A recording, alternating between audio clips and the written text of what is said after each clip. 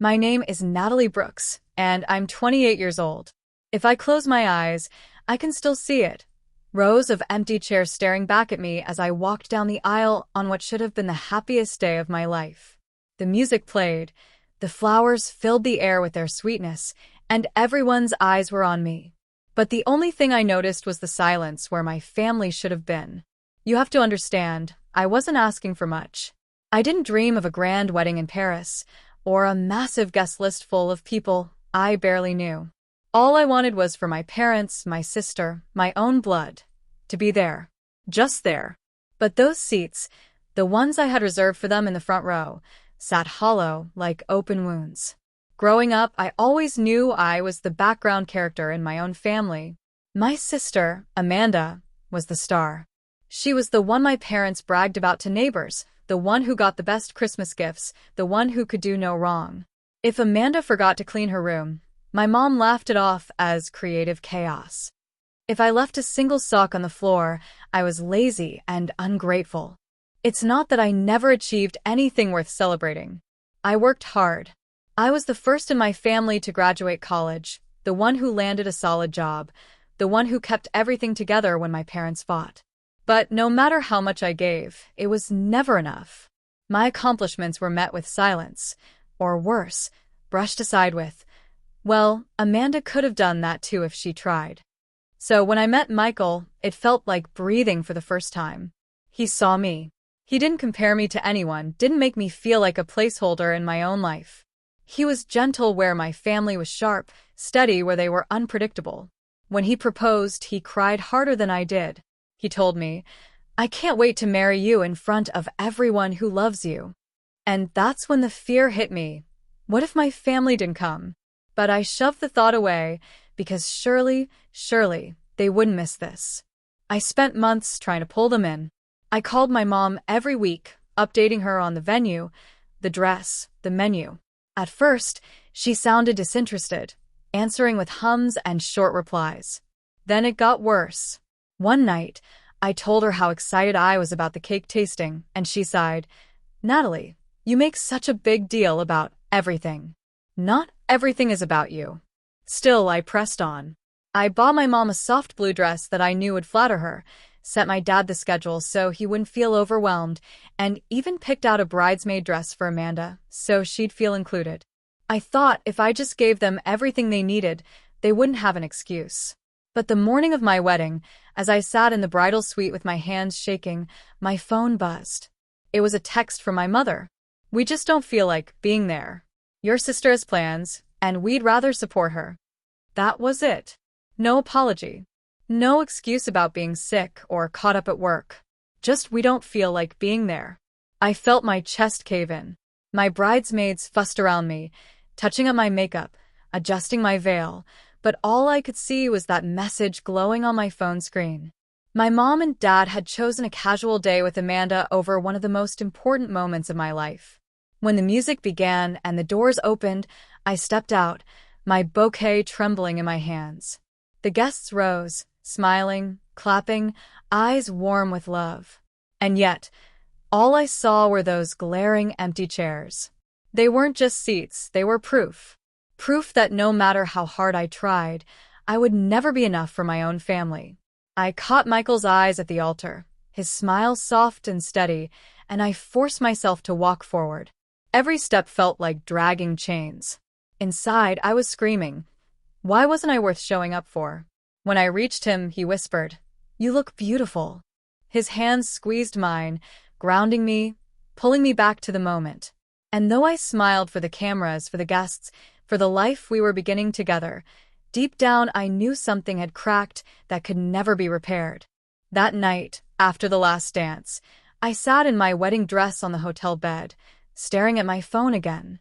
Amanda had posted a picture of herself at brunch that morning, holding a mimosa, captioned, "Family over everything. Family over everything." Yet I wasn't included in that everything. That was the night I decided. If they could erase me so easily, then I would show them what it meant to live without me. I didn't know how yet. But I wasn't going to be their afterthought anymore. After the wedding, people kept telling me how beautiful everything was, the flowers, the vows, the way Michael and I danced under the fairy lights. Everyone said it looked like a dream. But dreams aren't supposed to feel this heavy when you wake up. The day after, when I should have been basking in newlywed joy, I felt this aching emptiness. We had hundreds of photos, me in my lace gown, Michael in his navy suit, the sparkle of sparklers at the send-off, but when I looked through them, I couldn't stop staring at the corner of every frame where those chairs sat untouched. It was like my family had managed to haunt even the happiest day of my life. Michael tried to comfort me. He wrapped me in his arms, kissed my forehead, and whispered, "You've got me. That's all that matters." And I knew he was right. He had shown up for me in ways my family never had.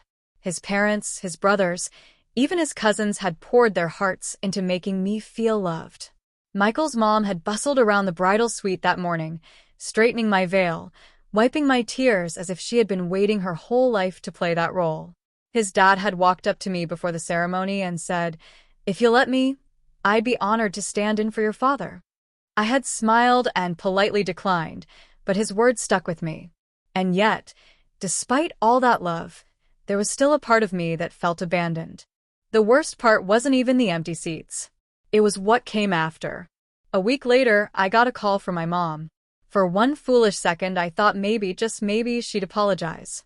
Instead, her voice was flat as she said, "You made such a scene, Natalie. People noticed we weren't there. That's embarrassing for us. Embarrassing. For them." I couldn't even respond. My throat closed up. It was as if all those years of being overlooked had built up to this final slap in the face, and I couldn't get words past the lump in my chest. My mom sighed when I didn't answer and said, "Anyway, Amanda's planning a baby shower soon. We'd like you to help pay for it since you don't have kids yet and have more time." Then she hung up. I sat there on the kitchen floor, clutching my phone, shaking with anger. Not only had they skipped the biggest day of my life, but they wanted me to bankroll my sister's celebration. The audacity burned through me like fire. When I told Michael, his jaw tightened. He'd always try to stay out of the drama, but I could see he was losing patience. "Natalie," he said carefully, "you have to stop letting them use you. They didn't come. They're not sorry. And they're never going to treat you the way you deserve." I wanted to believe him. But it's hard to cut ties with the people who raised you, even when they've raised you with more criticism than love. It's like part of you keeps hoping, like a kid waiting by the window for parents who promised they'd come home on time. Still, something shifted in me that day. The next few months were quiet. I stopped reaching out to my family. I didn't text, didn't call, didn't try to smooth things over like I usually did. At first, it felt unnatural, like I was holding my breath underwater. But slowly, I realized how much lighter life felt without chasing their crumbs of approval. And in that silence, Michael's family filled the space. His mom, Linda, started calling me every week just to check in. Sometimes she'd say, "What's for dinner?" Or, "I saw this dress and thought of you." They were small things, but they meant more to me than she probably realized. His dad would invite me to watch football with him, even though I barely knew the rules. And on Sundays, when we'd gather for family dinners, Michael's nieces and nephews would climb into my lap, calling me Aunt Nat with sticky fingers and bright eyes. For the first time, I felt chosen. Not tolerated. Not compared. Chosen. But the truth is, no matter how much love I was given, the wound my family left still throbbed. When coworkers asked, "How was your wedding? Did your parents cry?" I'd force a smile and say, "Oh, it was small and intimate." I never admitted that my family didn't bother to show up. I carried that shame like a secret scar. One night, while Michael and I were lying in bed, I whispered, "What if I'm broken? What if I'll always feel this way, like I'm not enough?" Michael turned to me, his eyes steady. "You're not broken, Nat. You're hurt. And they did that to you. But you don't have to keep letting them." His words echoed in me long after he fell asleep. I realized I had a choice. I could keep shrinking under the shadow of what my family did to me. Or I could step into the light of the family who actually chose me and stop hiding from the truth. That's when the idea came to me. I didn't just want to move on, I wanted them to see, to understand what they'd thrown away. So 6 months after the wedding, I planned something that would change everything. I sent invitations, not just to my parents and Amanda, but to Michael's family too. Handwritten, elegant, impossible to ignore. I called it a celebration of family and legacy. I knew my parents' vanity wouldn't let them miss it. They'd want to show off, to be part of something that sounded important. But what I had in mind wasn't what they expected. Because this time, I wasn't begging them to love me. This time, I was going to show them exactly what family looked like without them.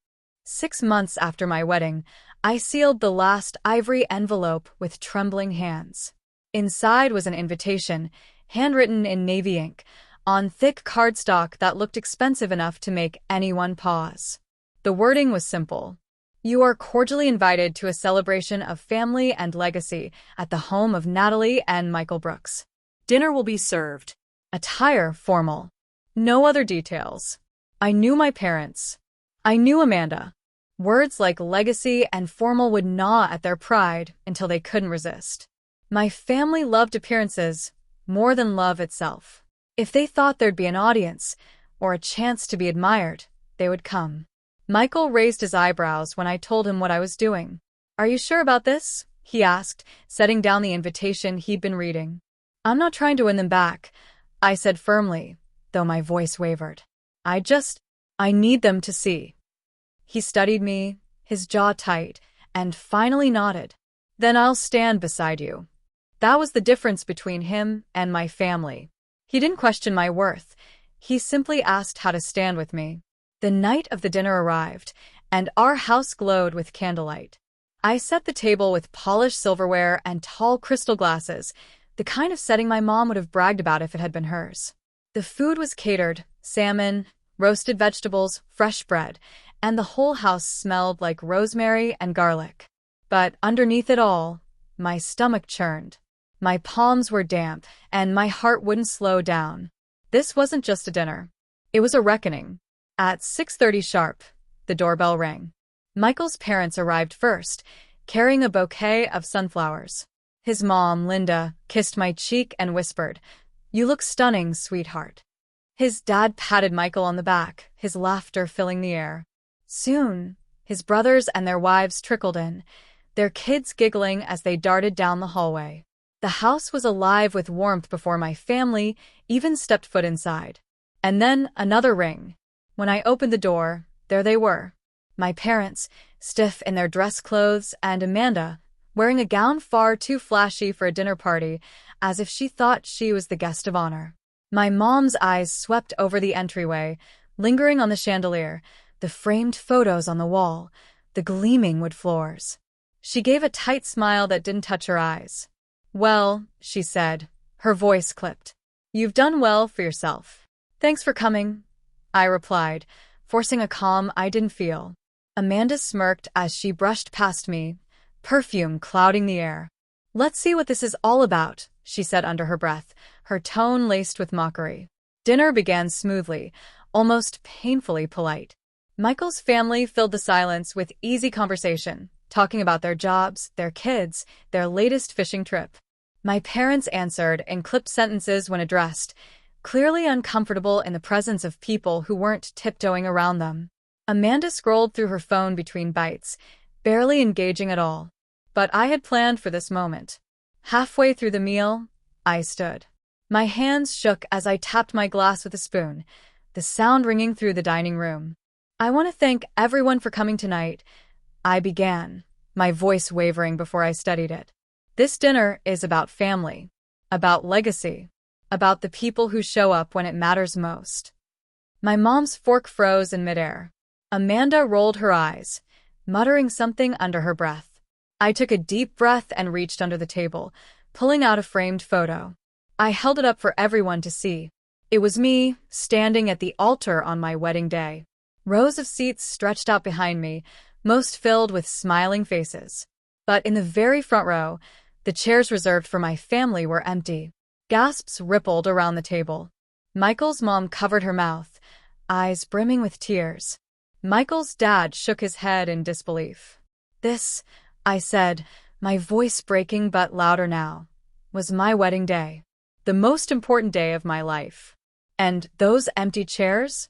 They were meant for my family, for the people who should have been there first. The room went silent. The only sound was the clink of Amanda setting her fork down a little too loudly. My father cleared his throat. Natalie, this is unnecessary. We had other things going on. Life doesn't revolve around your wedding. I met his eyes, a surge of fire running through me. Other things? You mean Amanda's brunch? Because she posted about it. While I was walking down the aisle, she was clinking mimosas. Amanda's face flushed, but she smirked. It wasn't a big deal. You're overreacting. Overreacting. That word sliced through me like glass. I had spent months burying my shame, pretending their absence was something I could live with, something I could excuse. But in that moment, something inside me snapped. No, I said, my voice sharp. This isn't overreacting. This is the truth. You didn't come because you didn't care. And tonight, I wanted you to sit here, surrounded by people who did show up so you could feel the difference. My mother shifted uncomfortably, her lips pressed tight. We didn't mean to hurt you. But honestly, Natalie, you've always been dramatic. You twist things to make yourself a victim. The words made my stomach drop, but I forced myself to hold her gaze. No. I'm not a victim. I'm finally done begging for scraps of love. Tonight isn't about getting you back. It's about showing you that I don't need you anymore. Michael's hand found mine under the table, steady and strong. His mother's eyes shone with pride. And for the first time in my life, I felt taller than the people who had spent years making me feel small. My father pushed his chair back with a scrape. This is ridiculous, he muttered, standing. My mother followed, her face pale with anger. Amanda smirked at me as she rose. You've always been pathetic, she said coldly. And this proves it. They left in a flurry of slammed doors and silence.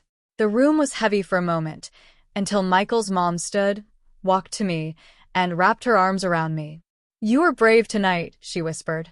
And we're so proud of you. Tears spilled down my face. For once, they weren't tears of shame. They were tears of release. Because I hadn't invited my family to reconcile. I had invited them to witness the truth, that love isn't proven by blood, but by presence. And in that moment, I realized something. I hadn't lost a family that night at the wedding. I had gained one. When the door slammed shut behind my parents and Amanda, the silence left behind was deafening. I stood frozen at the head of the table, staring at the space they had vacated. For years, I dreamed of moments where my family would finally see me, acknowledge me, value me. And yet, now that I had stood my ground, all I felt was empty. I sank into my chair, my hands trembling in my lap. For a second, shame crept in. Was I cruel? Was I wrong to confront them like that? The little girl inside me still wanted to run after them, to say, I'm sorry, please don't leave me again. But then Michael's hand found mine under the table, warm and steady. He didn't need to say anything. His touch reminded me I wasn't alone. Linda, Michael's mom, broke the silence first. She leaned forward, her voice soft but firm. Natalie, that was one of the bravest things I've ever seen. Do you realize how much strength it takes to face people who've hurt you like that? Her words cracked something open in me. Tears welled in my eyes, spilling before I could stop them.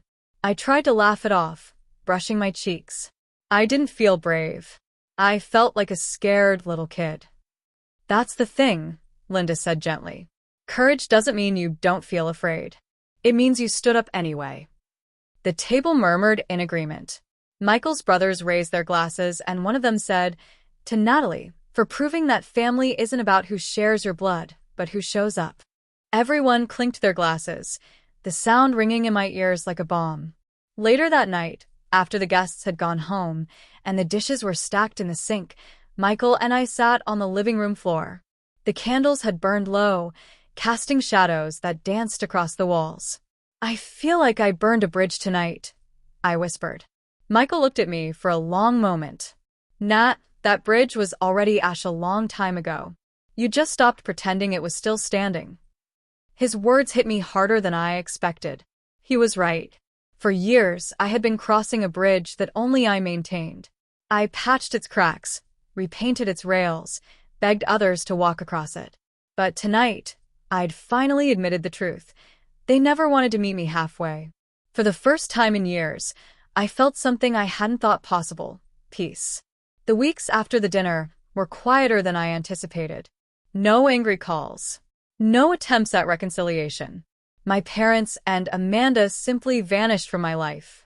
It hurt in ways I can't explain, like losing a limb you've lived with all your life, even if it had always been dysfunctional. But in that empty space, something else bloomed. Michael's family stepped in with a love so steady it felt like sunlight after years of storms. Linda started calling me daughter, without hesitation. On holidays, they made sure my name was embroidered on stockings, my favorite pie was on the table, and that I was included in every family photo. One Sunday afternoon, when we were packing up leftovers after dinner, Michael's dad placed a hand on my shoulder and said, "I hope you know, this is your family now. You don't ever have to question that." I nodded, tears threatening again, but this time they weren't from grief. They were from gratitude. The true test came months later, when Amanda posted on Facebook, "Some people are so ungrateful, they'd rather air family drama than appreciate who raised them. Glad I've got real family around me." The old Natalie, the one desperate for approval, would have spiraled, calling her, pleading, defending herself. But this time, I simply read the words, set my phone down, and went back to the dinner Michael and I were cooking together. It dawned on me, I didn't need to fight for a place at their table anymore. I had built my own. The biggest shift, though, was internal. For years, I thought being abandoned by my family meant there was something wrong with me, that I was unlovable, unworthy. But slowly, I realized it wasn't me who was lacking. It was them. They had chosen absence over presence, pride over love. That was their failure, not mine. And with that realization came freedom. One evening, months after the infamous dinner, Michael and I hosted his family again. The house buzzed with laughter, kids running down the hallway, the smell of roasted chicken in the oven. As I looked around the table, at the faces glowing in the candlelight, I felt something I hadn't on my wedding day. Fullness. Belonging. Family. Linda caught my eye and mouthed, "We love you." And I realized then, the best revenge I'd ever gotten wasn't shaming my parents with a photograph or confronting Amanda at the dinner table. It wasn't about making them see what they'd lost. The real revenge was my happiness. My joy. My peace. Because they had tried to convince me I was unworthy. They had left me with empty chairs on the most important day of my life. But now? Now I was surrounded by love so loud it drowned out their silence forever. That night, before going to bed, I pulled the framed photo of my wedding day off the shelf. The one with the empty chairs in the front row. For months, I'd kept it as proof of what I had endured, a reminder of my family's absence. But as I looked at it now, I no longer saw a wound. I saw a turning point. I slipped the photo into a drawer, not out of shame, but because I didn't need the reminder anymore. My life was proof enough of how far I had come. And if you ask me now who my family is, I'll tell you this. Family isn't who shares your blood. Family is who shows up, who holds your hand when you tremble, who saves you a seat and never lets it go empty. The ending my parents never expected was this. I didn't just survive without them. I thrived. And that is the legacy I chose for myself.